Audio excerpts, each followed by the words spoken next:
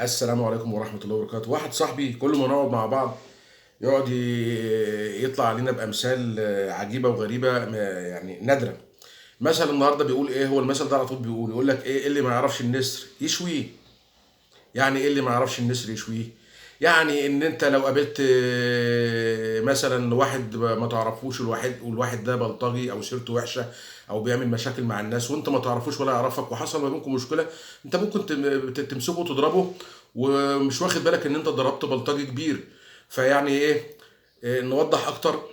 اللي هو ايه؟ مثلا النسر ده معروف ان هو سيد الطيور الجارحه، بياكل لحوم.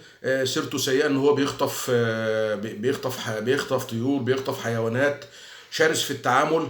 فكل الحيوانات بتبعد عنه، او البني ادم لو قابله في سكه يخاف لانه ممكن بمخالبه يعوره، يحدث فيه اصابات، فكله بيخاف منه لانه سيد الطيور الجارحه. فممكن واحد يصطاده ومش واخد باله ان ده الناس اللي ممكن يخطف طفل صغير، يخطف معزه صغيره، ان هم يعمل حاجات كتير وحشه يعني. فممكن يصطادوا في البريه ويفكروا طائر من الطيور اللي بتتاكل، فيصطادوا ويشويه وياكله وهو مش واخد باله ان هو النسر سيد الطيور. فبالتالي المثل بيقول لك اللي ما يعرفش النسر بيشويه.